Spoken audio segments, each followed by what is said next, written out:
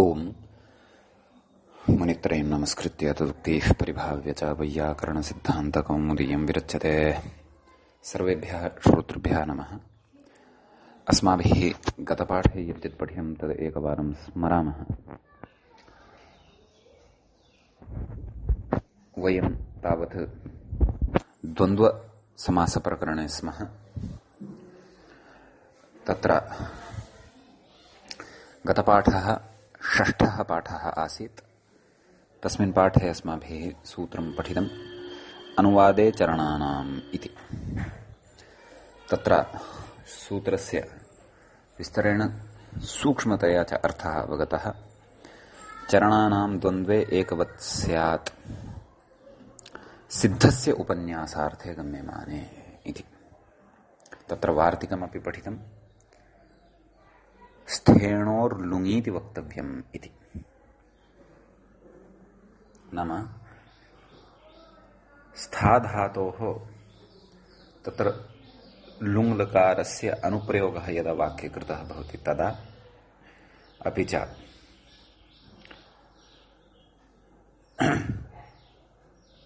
इण् गतौ इति धातोः यदा अनुप्रयोगः कृतः भवति वाक्ये तदा एव तत्र अयम् एकवद्भावः भवति। एवं खलु? अतः सा विशिष्टा व्यवस्था ज्ञाता। उदगात् कठकालापम् इति इण् धातोः प्रयोगे सति उदाहरणं दृष्टम्। अपि च प्रत्यष्ठात् कठकौथुमम् इति अपरम् उदाहरणं दृष्टम्। तत्र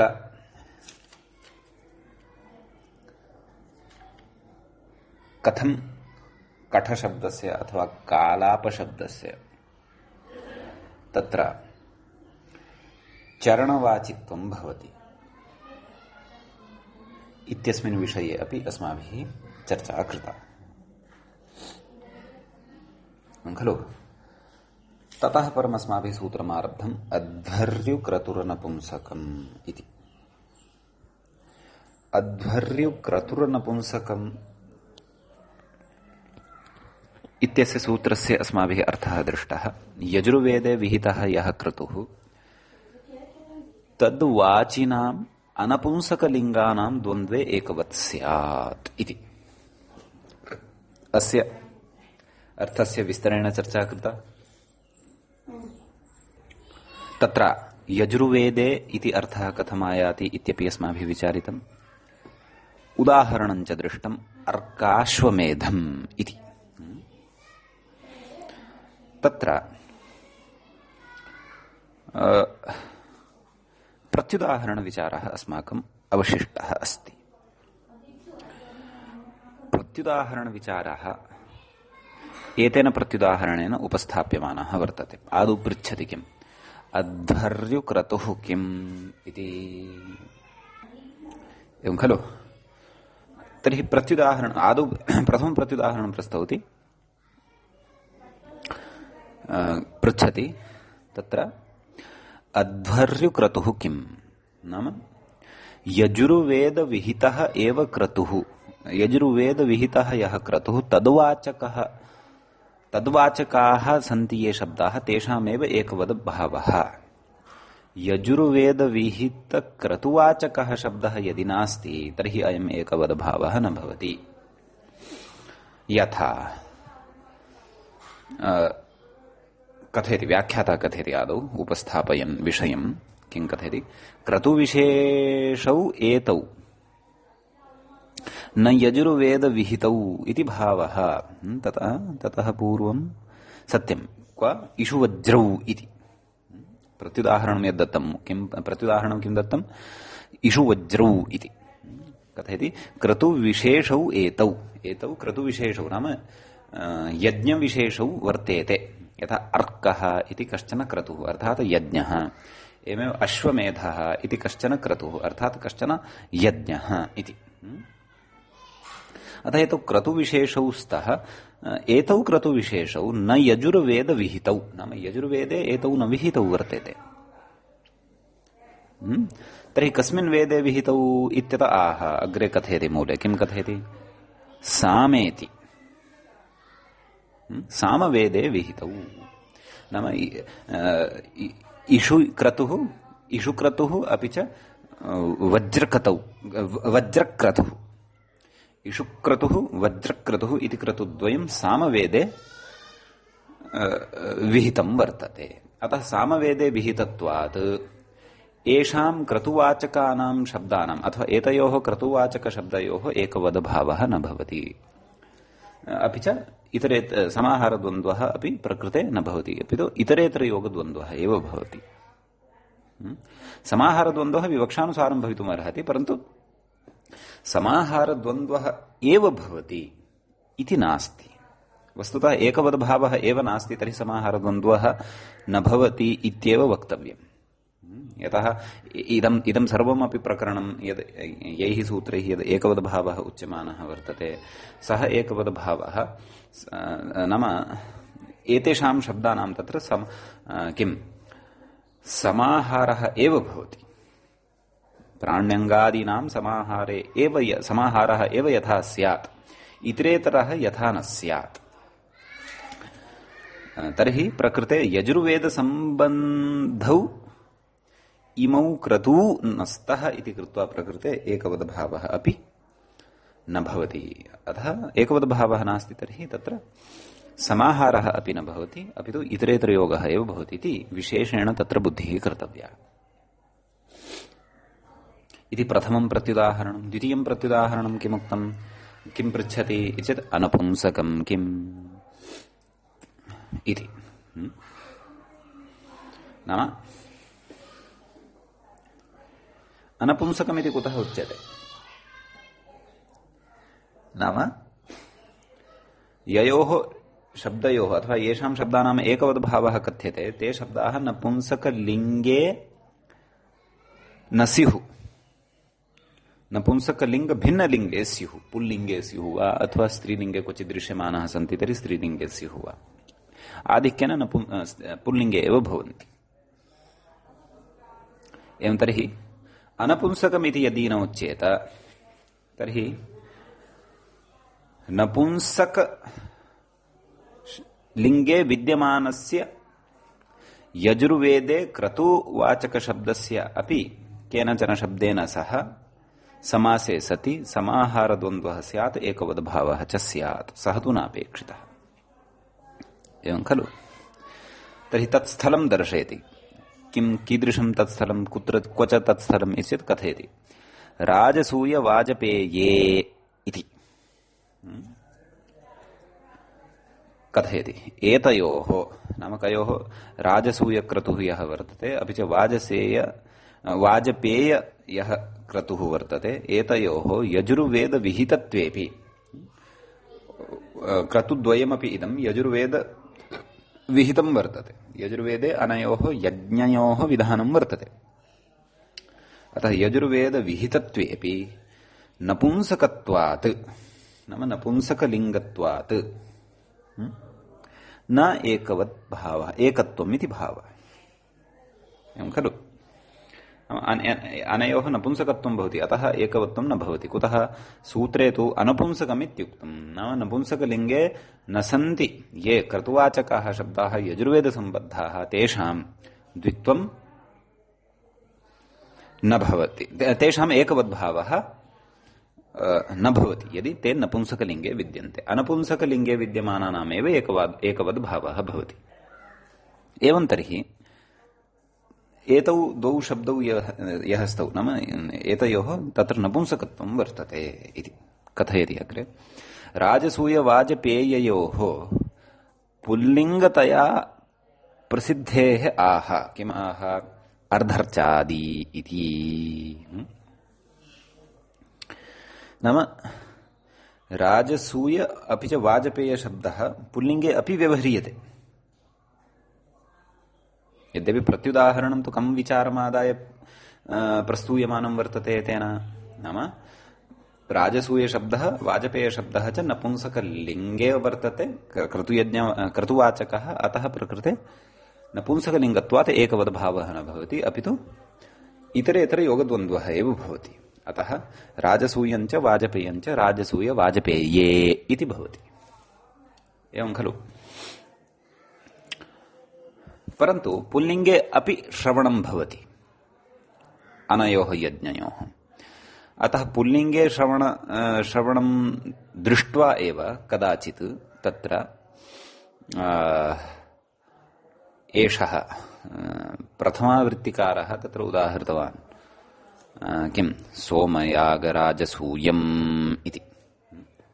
तत्र राजसूयः सोमयागशब्दः तु पुल्लिङ्गे अस्ति एव। राजसूयशब्दं तत्र पुल्लिङ्गम् आदाय राजसूयशब्दस्य पुल्लिङ्गत्वम् आदाय सोमयागराजसूयम् इति उदाहृतवान्। परन्तु तदुदाहरणं युज्यते वा न वा इति तु चिन्तनीयं। प्रथमावृत्तिकारस्य तदुदाहरणं युज्यते वा न वा इति तु चिन्तनीयम्। परन्तु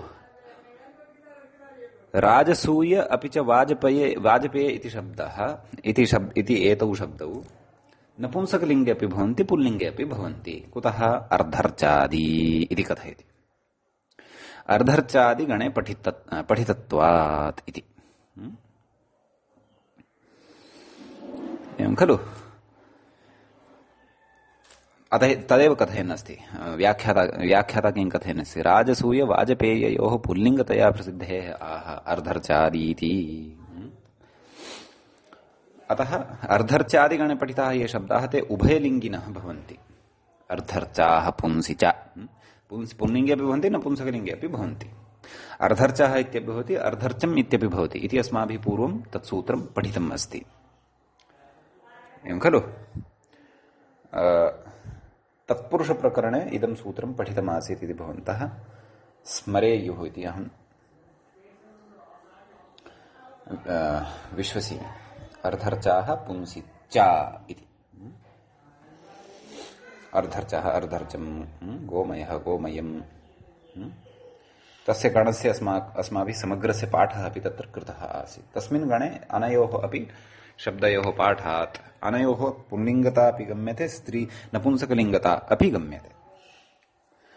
अतः पुल्लिङ्गता यदि अस्ति तर्हि तु एकवद्भावः भवितुमर्हति राजसूयम् इति। यदि नपुंसकलिङ्गता अस्ति तर्हि तु राजसूय वाजपेये इति वक्तुं शक्यते। अतः राजसूयम् इति एकवद्भाव युक्तः प्रयोगः प्रथमावृत्तिकारेण यः दत्तः सः युज्यते इति मम भाति। कुतः? लिङ्गद्वयमपि अस्ति खलु। राजसूय इति शब्दस्य अथवा अस्य राजसूय वाजपेय इत्यनयोः शब्दयोः पुल्लिङ्गत्वमपि वर्तते नपुंसकलिङ्गत्वमपि वर्तते। पुल्लिङ्गत्वमस्ति चेत् तर्हि तु अध्वर्युक्रतुनपुंसकमित्यनेन एकवद्भावः नास्ति, क्लेशाय भवितुमर्हति। परन्तु नपुंसकलिङ्गपक्षे तु एकवद्भावः न भवत्येव। कुतः न भवति इति चेत् तत्र अनपुंसकम् इति निषेधबलात्।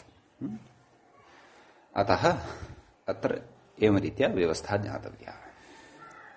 अपि च तत्र एकवद्भावे कर्तव्ये अनयोः शब्दयोः नपुंसकलिङ्गत्वमेव ग्राह्यं पुल्लिङ्गत्वं न ग्राह्यम् इत्यत्र तु यः कोऽपि नियमः नास्ति। अतः पुल्लिङ्गत्वपक्षे एकवद्भावः कर्तव्यः, नपुंसकलिङ्गत्वपक्षे एकवद्भावः न कर्तव्यः। इतरेतरयोगद्वन्द्वात् राजसूय वाजपेये इत्येव वक्तव्यम् इति। समीचीनम् इति एतावान् विषयः एतत् सूत्रगतः वर्तते। इदानीं वयम् अग्रिमं सूत्रं पठामः। अग्रे सूत्रं वर्तते अध्ययनतो विप्रकृष्टाख्यानाम् इति। तत्र अध्ययनतः इति एकं पदं वर्तते। तत्पदम् अव्ययपदम् अस्ति। तस्प्रत्ययान्तत्वात् अग्रिमं पदं वर्तते अविप्रकृष्टाख्यानाम् इति। तत्पदं षष्ठीविभक्तेः बहुवचने वर्तते खलु।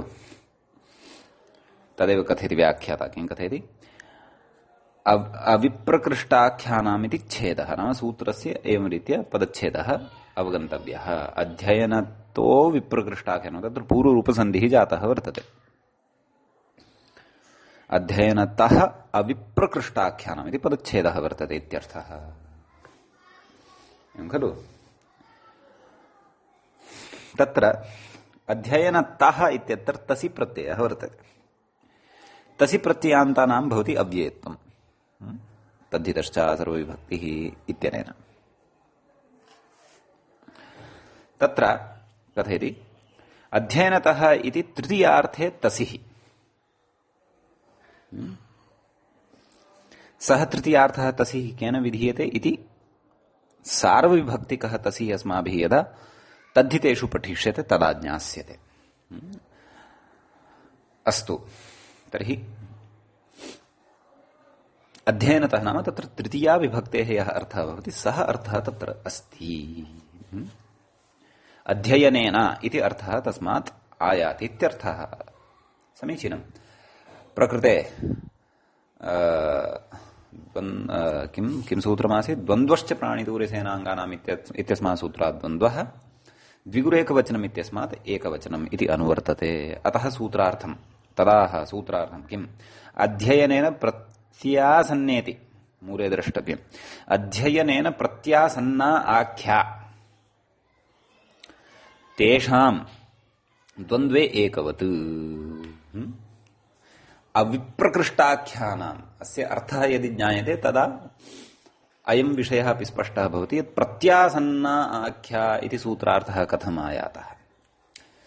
अविप्रकृष्टाख्यानाम् इत्यस्य पदच्छेदः विग्रहः कर्तव्यः अस्ति अस्माभिः। न विप्रकृष्टा अविप्रकृष्टा न तत्पुरुषः वर्तते। अविप्रकृष्टा आख्या येषान्ते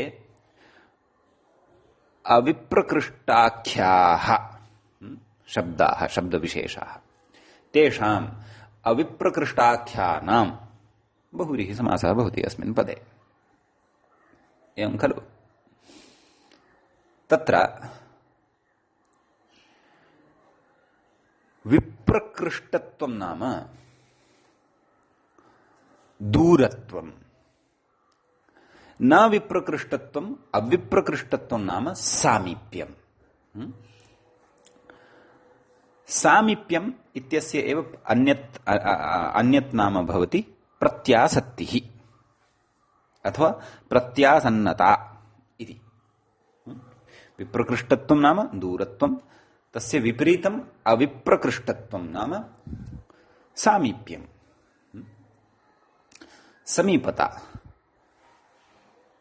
तस्य एव सामीप्यस्य अपरं नाम भवति प्रत्यासत्तिः।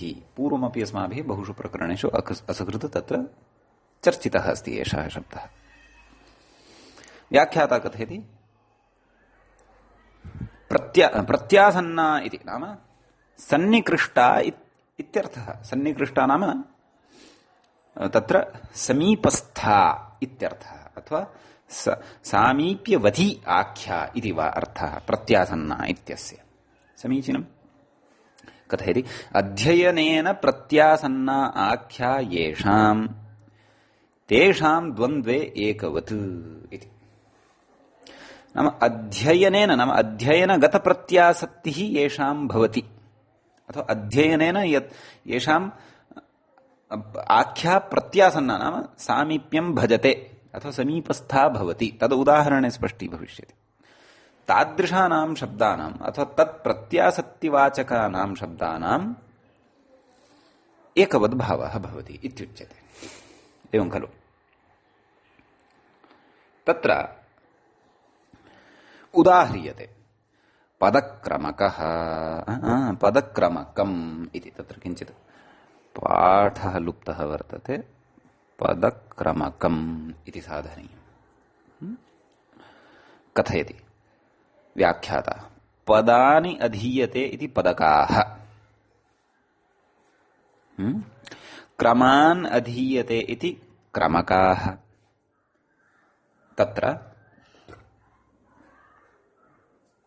पदानि अधीयते क्रमान् अधीयते इति एवम् इत्यस्मिन् अर्थे क्रमादिभ्यो वुन् इत्यनेन सूत्रेण वुन् इति प्रत्ययः क्रियते। पद वुन्, क्रम वुन्, वुनः वु अवशिष्यते, तस्य स्थाने अकादेशः, पद अक, वुन् क्रम अक मेलनेन तत्र भत्वात् अकारलोपः भवति पदशब्दस्य, क्रमशब्दस्य च, पदक क्रमक इति लभ्यते। तर्हि ये पदानि अधीयते ते पदकाः, ये क्रमान् अधीयते ते क्रमकाः। समीचीनम्। कथयति अग्रे, पदकानां क्रमकाणां च समाहारः इति विग्रहः। तत्र अलौकिक विग्रहे, वस्तुतः लौकिक विग्रहे स्थापनीयम्, पदकाश्च क्रमकाश्च तेषां समाहारः। तर्हि पदक जस्, क्रमक जस्, प्रातिपदिकसंज्ञा सुब्लुक्, समासः प्रातिपदिकसंज्ञा सुब्लुक्, पदक क्रमक इति अवशिष्यते। ततः समाहारत्वे सति अत्र सुप्रत्ययः आयाति, तस्य स्थाने अम् सनपुंसकत्वं, सनपुंसकमित्यनेन नपुंसकलिङ्गत्वं तु भवत्येव, अतः पूर्वरूपादिकं विधाय पदक्रमकम् इति प्रयोगः सिद्धः भवति। पदक्रमकम् इत्यस्य रूपसिद्धिः भवति। तत्र कथयति अग्रे, किं कथयति, पदाध्ययनानन्तरं क्रमाध्ययनम् इति अध्ययनगता प्रत्यासक्तिः अध्येतरि आरोप्यते इति भावः। समीचीनम्। वेदेषु पाठाः आगच्छन्ति खलु, पदपाठः, ततः क्रमपाठः, बहुविधः तत्र पाठाः वेदसम्बद्धाः भवन्ति। तर्हि तत्र कश्चन क्रमः अपि भवति, अपि च पाठेषु तत्र काचित् प्रत्यासक्तिः अपि भवति, नाम सामीप्यम् अपि भवति।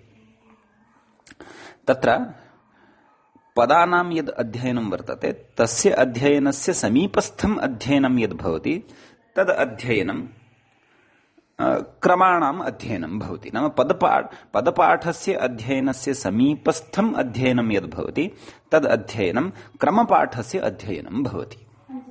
अथ तदेव कथयनस्ति किम्, पदाध्ययनानन्तरं नाम पदाध्ययनात् परं क्रमाध्ययनम् इति, ततः परं क्रमाध्ययनं भवति इति अध्ययनगता प्रत्यासक्तिः। नाम यत्र अध्ययनगता प्रत्यासक्तिः, प्रत्यासक्तिः नाम सामीप्यं वर्तते उभयोः अध्ययनयोः मध्ये। प्रत्यासक्तिः अध्येतरि आरोप्यते, यः ते अनयोः पाठयोः अध्येता वर्तते तस्मिन् आरोप्यते इति भावः। समीचीनम्। अग्रे कथयति, पदक्रमम् इति नोदाहृतम्। पदक्रमम्, उदाहरणं किं दत्तमस्ति, पदकक्रमकम्, पदक्रमम् इति नोदाहृतम्। कुतः, जातिरप्राणिनाम् इत्येव सिद्धेः। साक्षात् अग्रिममेव सूत्रम् अधुनैव अस्माभिः पठिष्यते, आरप्स्यते अद्यैव। जातिरप्राणिनाम् इत्यनेन एव तस्य सिद्धिः भवति स्म। कस्य, पदक्रमम् इत्यस्य। परन्तु पदकक्रमकम् इत्यस्य जातिरप्राणिनाम् इत्यनेन सिद्धिः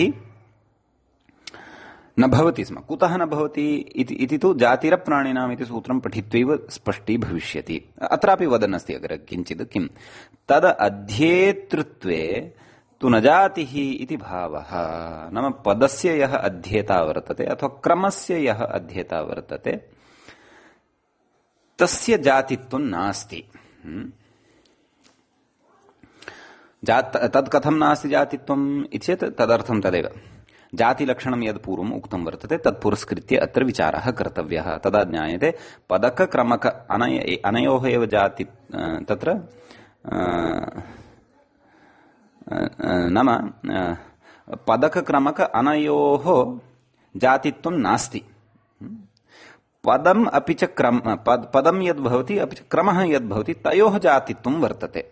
अतः तत्र तु जातिरप्राणिनाम् इत्यनेन एव सिद्ध्यति किम् एकवद्भावः। परन्तु प्रकृते अत्र तु जातित्वं न गम्यते इति कृत्वा जातिरप्राणिनाम् इत्यनेन पदकक्रमकम् इत्यत्र एकवद्भावः न भवितुम् अर्हति। अतः एव अत्र सूत्रे पदक्रमम् इति न उदाह्रियते, अपि तु पदकक्रमकम् इत्येव उदाह्रियते इत्यर्थः। समीचीनम्। अत्र अन्यानि अपि उदाहरणानि वयम् अस्माकं स्पष्टतायै अवगन्तुं शक्नुमः।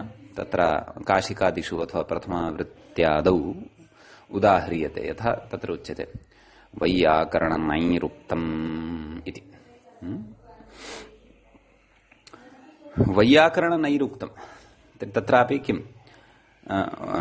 व्याकरणम् अधीते यः सः वैयाकरणः, निरुक्तम् अधीते यः सः नैरुक्तः। अतः वैयाकरणश्च नैरुक्तश्च तयोः समाहारः, अथवा वैयाकरणाः च नैरुक्ताश्च तेषां समाहारः वैयाकरणनैरुक्तं भवति। तत्र नाम तद अध्येतारौ यौ स्तः अथवा तदध्येतारः ये सन्ति, नाम व्याकरणं ये पठन्ति अपि च निरुक्तं ये पठन्ति, तेषु अध्ययनगतप्रत्यासक्तिः अत्र आरोप्यते। प्रत्यासक्ति नाम सामीप्यम् अत्र लक्ष्यते इति। आदौ व्याकरणं पठ्यते, ततः परं निरुक्तं पठामः, ततः परं निरुक्तस्य अवगमनं भवति। नाम एषः कश्चन अध्ययनक्रमः एकः वर्तते। पदकक्रमकम् इति तु अस्माभिः पठितमेव, एवमेव क्रमकवार्तिकम् इत्यपि एकम् उदाहरणं तत्र दृश्यते प्राचीनग्रन्थे। भवतु नाम एवं तर्हि एवं रीत्या प्रकृते संगतिः कर्तव्या इति एतावान् विषयः अस्मिन् सूत्रे भवति। इदानीं वयम् अग्रिमं सूत्रं पश्यामः। अग्रिमे सूत्रे सूक्ष्माः विचाराः सन्ति, परन्तु क्रमेण पठ्यमाने ते विचाराः सारल्यत्वं गच्छन्ति, अवगम्यते च। तत्र उच्यते सूत्रमेवमस्ति जातिरप्राणिनाम् इति। सूत्रस्य पदच्छेदः द्रष्टव्यः। जातिः प्रथमाविभक्तेः एकवचनं भवति, अप्राणिनाम् इति षष्ठीविभक्तेः बहुवचनं भवति। जातिः नाम का इति वयं जानीमः। सकृदाख्यात निर्ग्राह्या लिंगानांचन सर्वभाग इत्यादि कारिकया जातेः तत्र त्रैविध्यम् अस्माभिः जातेरस्त्री विषयादयोपधात् इति सूत्रपठनसमये विस्तरेण पठितम्। अतः तां जातिं मनसि कुर्वन्तु। तत्रैव तुलनात्मकदृष्ट्या नैयायिकैः जातिलक्षणं यदुच्यते तत्रैव अस्माभिः यदालोचितमासीत् आलोडितमासीत् तदपि बुद्धौ स्थापयन्तु। व्याकरणस्य पारिभाषिका जातिः या अस्माभिः जातिरस्त्री इत्यादि सूत्रे पठिता तामपि बुद्धौ स्थापयन्तु। ततः परम् अत्र सूत्रस्य अवगमने बुद्धिं वयं करिष्यामः, निश्चयेन अवगमनं भवति। अप्राणिनाम् अपरं पदं किं वर्तते? अप्राणिनां, न प्राणिनाम् अप्राणिनाम्। आदौ न प्राणिनः अप्राणिनः तेषाम् अप्राणिनाम् इत्युच्यते। नै तत्पुरुषसमासः तत्र भवति। तद् पूर्ववद् द्वन्द्वः एकवचनम् इति पदद्वयम् अत्रापि अनुवर्तते। समीचीनम्। किं कथयति? व्याख्याता कथयति। किं कथयति? जातिरिति षष्ठी बहुवचनस्थाने व्यत्ययेन प्रथम जातिः तत्र प्रथमाविभक्तेः एकवचनं श्रूयते, परन्तु वस्तुतः अर्थः कः आयाति तस्मादेकवचनात् इति चेत् जातीनाम् इति अर्थः आगच्छति।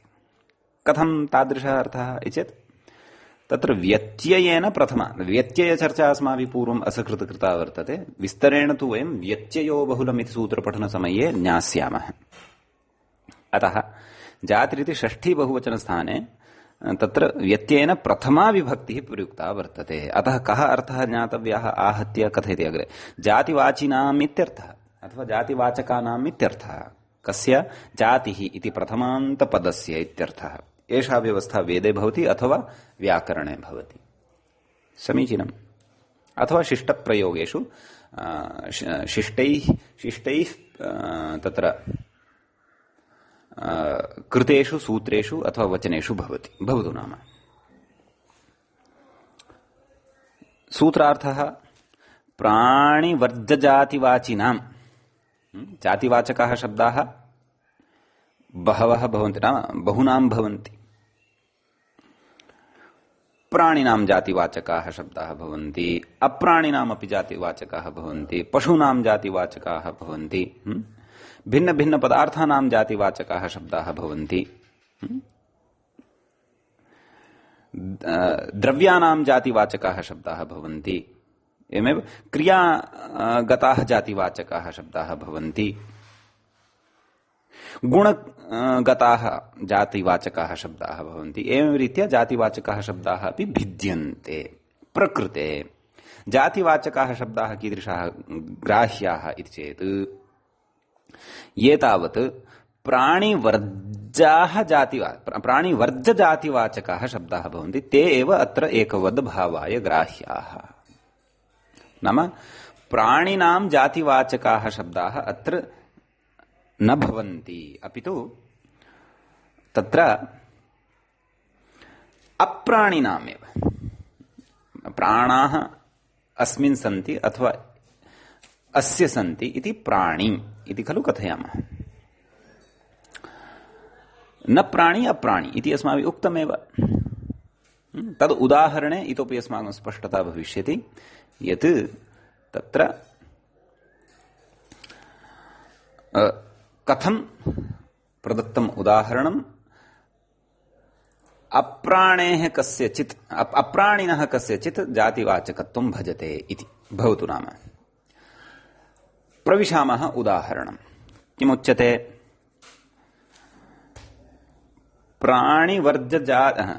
उदाहरणमस्ति धाना शष्कुली इति खलु। विग्रह उच्यते धानाश्च शष्कुल्यश्च तासां समाहारः। अत्र आगत्य सम्यक् स्पष्टतया विग्रहं कृतवान् कः व्याख्याता। यद्यपि इतः पूर्वं कृताः विग्रहाः अपि स्पष्टाः एव, परन्तु तत्र मूलस्थितिः या भवति सा अस्माभिः एवं रीत्या स्थापनीया भवति। यथा उदाहरणाय पूर्वं बहुनां तत्र विग्रहाः उक्ताः खलु। एकं विग्रहं स्वीकुर्वन्तु। अस्य कठकलापम् इत्यनेन विग्रहः कृतः। अत्र कठानां कलापानां च समाहारः इति साक्षादेव विग्रहः कृतः। वस्तुतः ततः अपि मूलस्थितिः तत्र भवति कठाश्च कलापाश्च तेषां समाहारः, एवं रीत्या वक्तव्यम्। अतः अत्र सम्यक्तया उक्तवान्। पूर्वं सम्यक् एव उक्तम्। अस्माभिः अवगत्य तत्र विग्रहः मूलावस्थायां यः विग्रहः भवति सः स्थापनीयः। अतः अत्रापि किं कथयति? धानाश्च शष्कुल्यश्च तासां समाहारः इति उच्यते। तत्र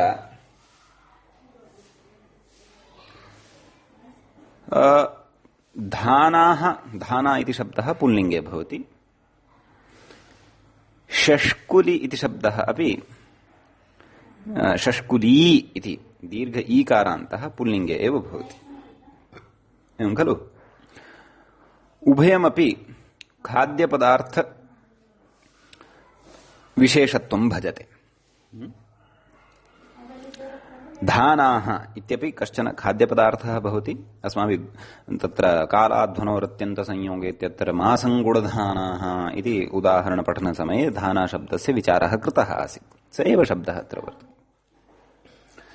शष्कुल्यः, शष्कुली इत्यस्य बहुवचनं प्रयुक्तं वर्तते। शष्कुल्यः सोऽपि खाद्यविशेषः एव वर्तते। विस्तरेण कः कस्मै खाद्याय इदमुच्यते तदर्थं कोशः द्रष्टव्यः। भवतु नाम तर्हि धानाश्च शष्कुल्यश्च तासां समाहारः। तासामिति कुतः उक्तं? यतः धाना इति शब्दः अपि स्त्रीलिङ्गे भवति, शष्कुल्यः इति शब्दोऽपि स्त्रीलिङ्गे एव भवति। तासां समाहारः इत्येवं विग्रहः क्रियते।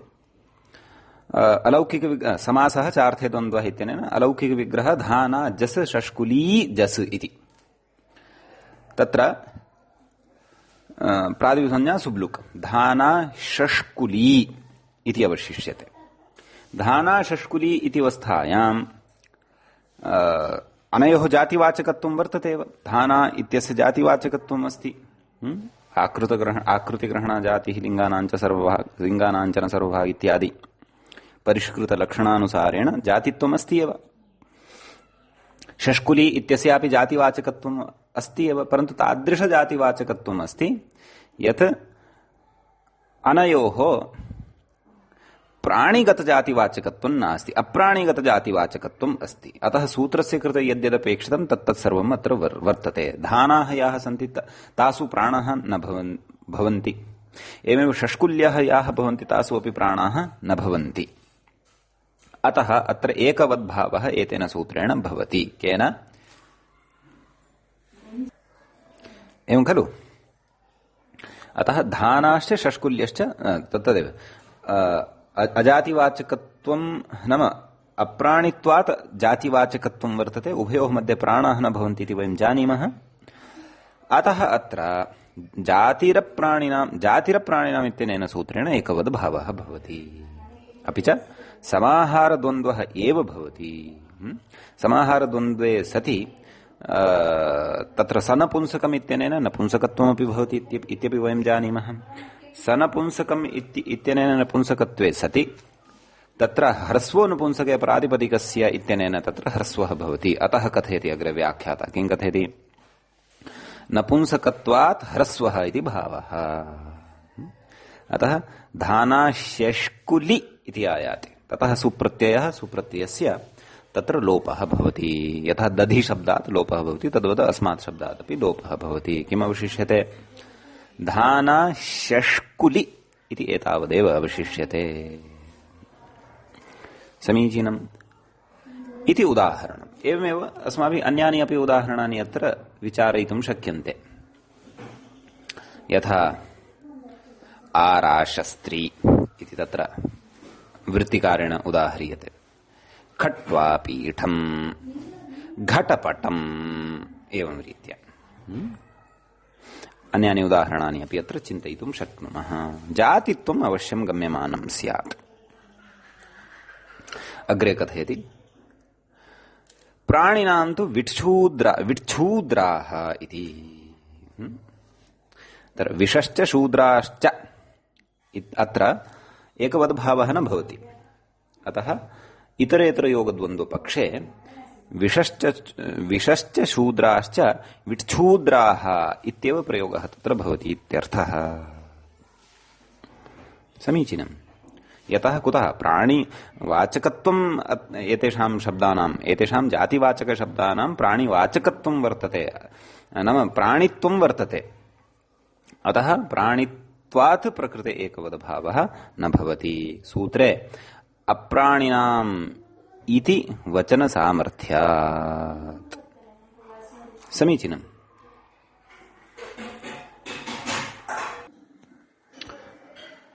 अतः कृत्वा तत्र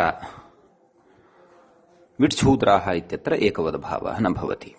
भवतु। अग्रे कथयति। किं कथयति तत् पश्यन्तु। द्रव्यजातीयानामेव, नाम द्रव्यजातीयाः ये सन्ति शब्दाः तेषामेव एकवद्भावः भवति इति। गुणजातीयाः ये वर्तन्ते शब्दाः अथवा क्रियाजातीयाः ये शब्दाः वर्तन्ते तेषां तु न भवति। खलु? उच्यते, उदाह्रियते तत्र द्रव्यजातीयानामेव इति। नाम अग्रे कथयति अप्राणिनामिति पर्युदासे सति नैव युक्तन्यायाद् इदं लभ्यते इत्यर्थः इति। पश्यन्तु, मनसि इदानीं शङ्का स्यात्। नाम अयमर्थः कुतः आगतः? कः? यद् द्रव्यजातीयानामेव एकवद्भावः भवति,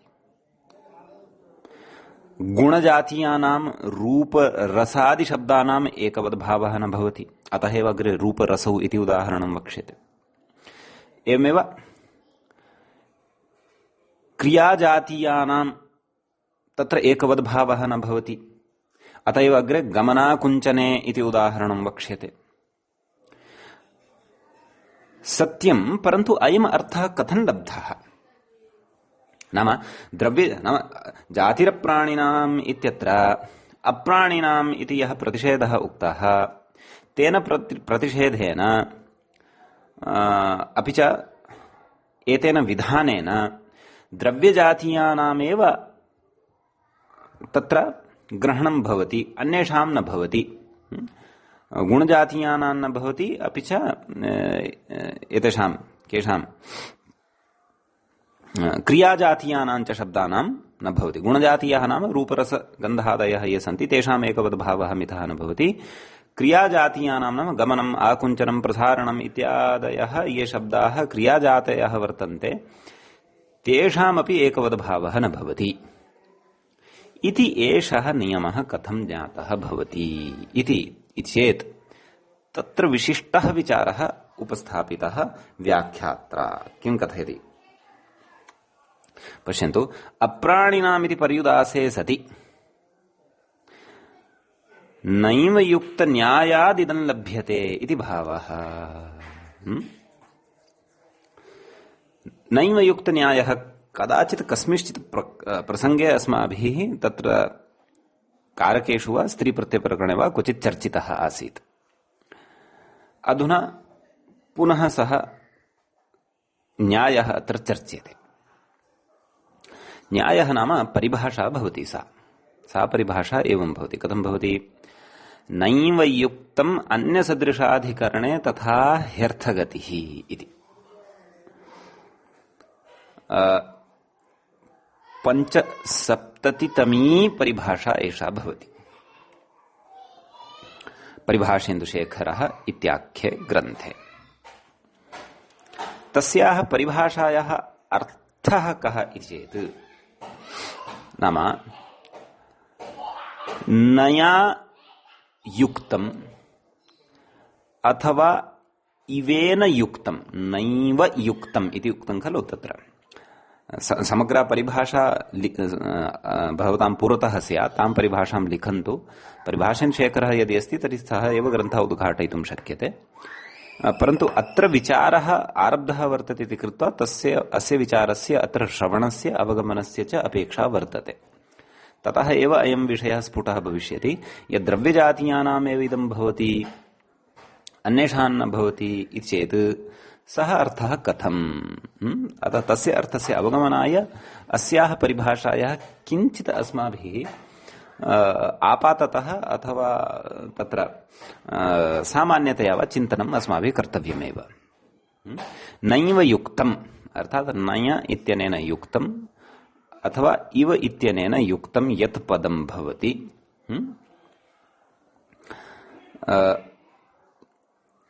तत्पदं स्वपेक्षया यद् भिन्नं भवति अपि च स्वसदृशं भवति, तद्भिन्नं तत्सदृशं यद् भवति तादृशस्य द्रव्यस्य बोधकं भवति। एवं खलु? स्वभिन्नं परन्तु स्वसदृशम् अथवा तद्भिन्नं तत्सदृशं यद् भवति। अन्यसदृशाधिकरणे तत्र अधिकरणशब्देन वार्तिके परिभाषायां विद्यमानेन अधिकरणशब्देन द्रव्यं ग्राह्यम्।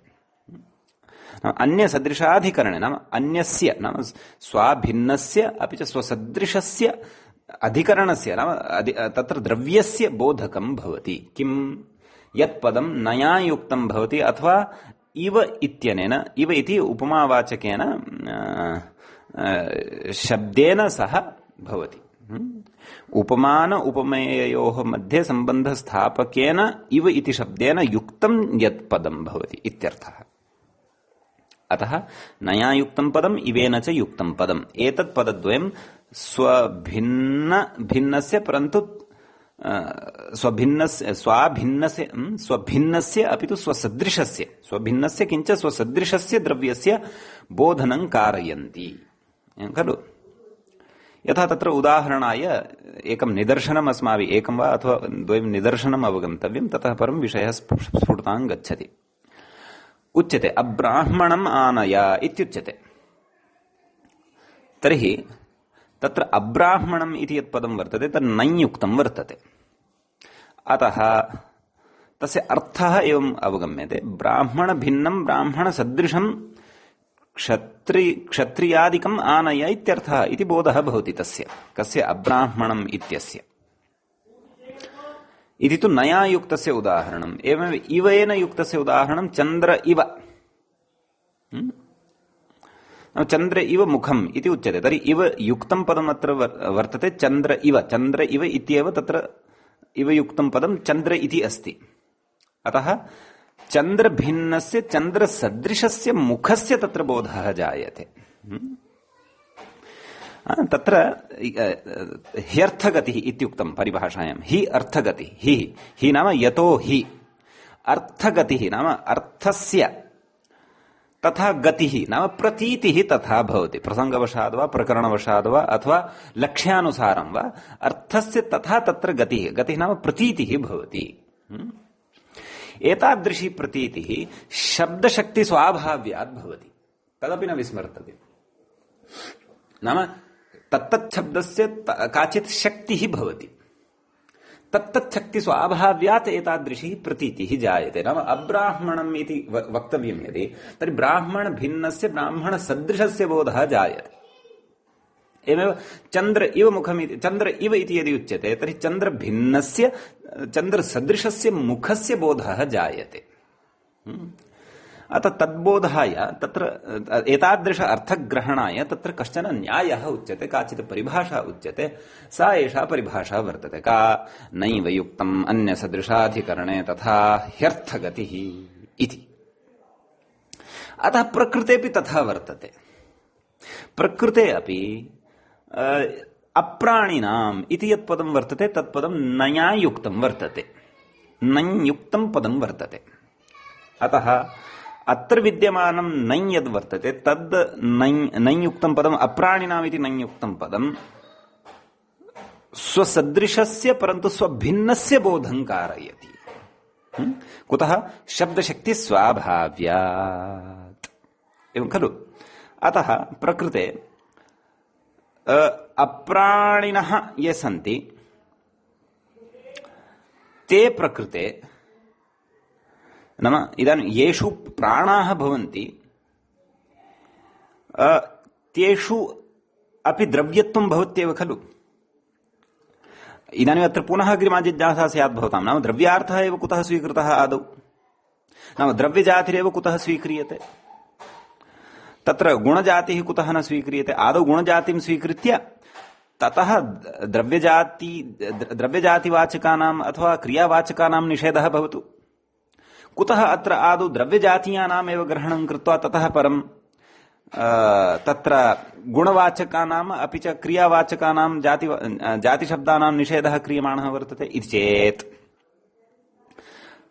अप्राणिनाम् इति निषेधः उक्तः खलु। तर्हि प्राणः येषु भवन्ति तेषां द्रव्यत्वं भवत्येव, एवं खलु।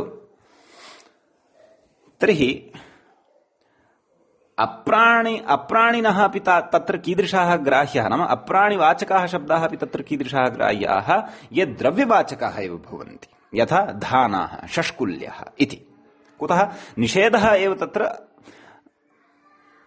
द्रव्यत्वे सति अप्राणिनाम् उक्तः वर्तते, द्रव्यत्वे सति प्राणिनां निषेधः उक्तः वर्तते। तर्हि ग्रहणं कस्य कर्तव्यम् इत्येतत् ग्रहणं तत्र तादृश वाचिनां शब्दानाम् एव कर्तव्यं ये द्रव्यत्वं भजन्ते। अतः द्रव्यत्वमेव अत्र आदौ स्वीक्रियते। द्रव्यत्वं स्वीकृत्य तत्र नैव युक्तमन्यसदृशाधिकरणे तथा ह्यर्थगतिः इति न्यायबलात् तत्सदृशस्य तद्भिन्नस्य च अन्यस्य गुणवाचकस्य गुणजातीयस्य शब्दस्य अपि च क्रियाजातीयस्य शब्दस्य च प्रकृते निषेधः मन्तव्यः भवति इति। एतादृशं विचारं वयं सूक्ष्मतया अवगन्तुं शक्नुमः यदि नैव युक्तम् अन्यसदृशाधिकरणे इति न्याये वयं तत्र दृढतया बुद्धिं स्थापयामः। तस्य न्यायस्य दृढतया, तस्मिन् न्याये दृढतया बुद्धिं कृत्वा एषः विषयः स्फुटतां याति। समीचीनम्। अतः एतावन्तं विचारं मनसि कृत्य एतावन्तं तद् नैवयुक्त इत्यादि न्यायस्य सर्वविधामपि व्यवस्थां मनसि कृत्य उक्तवान् मूले किं द्रव्यजातीयानाम् एव नेह रूपरसौ तद्विषये अग्रे कथयति। यद्यपि नैवयुक्त इत्यादि परिभाषा अत्रत्यः न प्रधानः विषयः, परन्तु अत्रत्यः यः विषयः अस्माभिः चर्च्यमानः वर्तते नाम द्रव्यजातीयानाम् एव अत्र एकवद्भावः भवति अप्राणिनां, न तु तद्भिन्नानां गुणजातीयानाम् अथवा क्रियाजातीयानां तत्र अप्राणिनां ग्रहणं भवति। तस्य विचारस्य अवगमनं नैवयुक्तम् अन्यसदृशाधिकरणे तथा ह्यर्थगति इति विचारस्य अवगमनेन विना न भवितुमर्हति इत्यपि अस्माभिः बुद्धौ स्थापनीयम्। भवतु तत्र कथयति रूपरसौ इति कथयति। अग्रे व्याख्याता किं कथयति, गुणगत जातिवचनौ एतौ रूपं कश्चन गुणविशेषः वर्तते, रसः कश्चन गुणविशेषः वर्तते, अतः तेषु यज्जातित्वं वर्तते तज्जातित्वम् अपि अथवा तेषु या जातिः वर्तते सा जातिः अपि तत्र गुणगता जाति भवति। अतः रूपशब्दः रसशब्दश्च इति शब्दद्वयमपि गुणजातीयत्वं भजते। गुणजातीयत्वस्य तु अत्र ग्रहणं न भवति नैवयुक्त इत्यादि न्यायबलात् इति परिभाषाबलात्। अतः प्रकृते एकवद्भावः अपि न भवति, अपि तु इतरेतरयोगः एव भवति। अतः रूपञ्च रसश्च अनयोः समाहारः न वक्तव्यः एकवद्भावविधानाभावात्, अपि तु इतरेतरयोगः एव वक्तव्यः। अतः रूपञ्च रसश्च रूपरसौ इत्येव प्रयोगः भवति इत्यर्थः। समीचीनम्। इदानीं क्रियाजातीयानां विषये उच्यते किं गमनाकुञ्चने इति। गमनं च आकुञ्चनं च गमनाकुञ्चने कथयति, क्रियागत जाति विशेषवाचिनौ एतौ एतौ उभौ अपि क्रियागत जाति विशेषवाचिनौ स्तः। गमनं काचित् क्रिया वर्तते, आकुञ्चनं काचित् क्रिया वर्तते, जातित्वम् अनयोः वर्तते, एषु जातित्वं वर्तते, परन्तु जातित्वे कीदृशं जातीयत्वम् इति चेत् क्रियाजातीयत्वम् एतयोः शब्दयोः वर्तते। अतः क्रियाजातिनोः जातीययोः अनयोः ग्रहणम् एकवद्भावाय न भवति। कुतः इति चेत् नैवयुक्तम् अन्यसदृशाधिकरणे तथा ह्यर्थगति इति न्यायाश्रयणात् द्रव्यजातीयानामेव प्रकृते ग्रहणात्, न तु तद्भिन्नानां तत्सदृशानां गुणजातीयानाम् अथवा क्रियाजातीयानाम् एकवद्भावार्थे अत्र ग्रहणं कर्तव्यम् इत्यर्थः। ज्ञायते। एवञ्च एतावता एतावान् विशेषः अत्र वर्तते सूत्रे। अत्र इदानीम् एतावान् विषयः यदि सम्यक् अवगतः तर्हि अस्माभिः अग्रिमः विचारः आरब्धव्यः भवति। अग्रिमस्य विचारस्य स्पष्टतायै कश्चन पूर्वपक्षः अत्र सुष्ठुबुद्धौ स्थापनीयः भवति। ततः पूर्वपक्षं सुष्ठुतया अवगत्य ततः परं तस्य उत्तरपक्षत्वेन समाधाने अस्माभिः युक्तिभिः प्रवेशः करिष्यते। समीचीनम्। अस्तु, प्रविशामः। ननु इत्यतः पूर्वपक्षः उपस्थाप्यते व्याख्यात्रा। अग्रे यः विचारः कथयिष्यते तत्र किं कथ्यते, ननु बदर्याः फलानि बदराणि। बदरी तत्र वृक्षविशेषस्य स्त्रियां नाम। एवमेव आमलक्याः फलानि आमलकानि भवन्ति। बदरी या वर्तते नाम वृक्षविशेषः, परन्तु तस्य वृक्षविशेषस्य स्त्रियां व्यवहारः। एवमेव आमलकी इति या वर्तते तस्य वृक्षविशेषस्य स्त्रियां व्यवहारः। तस्याः बदर्याः फलानि भवन्ति बदराणि। आमलक्याः फलानि भवन्ति आमलकानि। एवं खलु? अतः किं कथयति अग्रे, फले लुक् इति विकार प्रत्ययस्य लुकि, नाम आदौ अत्र विकारार्थे कश्चन प्रत्ययः भवति, अण इत्यादिः कश्चन प्रत्ययः भवति। बदर्याः फलानि इत्यस्मिन् अर्थे विकार इत्यस्मिन् अर्थे इति विकारार्थे फलानि कानि सन्ति? फलानि विकारभूतानि एव सन्ति। कस्याः इति बदर्याः, बदर्याः विकारभूतानि एव भवन्ति। कानि? फलानि। यतः तत्र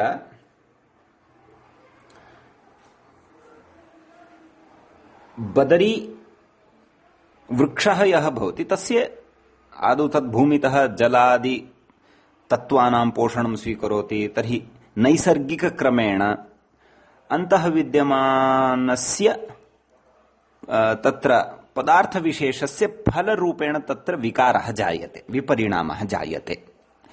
अतः कस्यचित् वृक्षात् फलोत्पत्तिः या जायते सा विकाररूपा एव विकृतिः इति।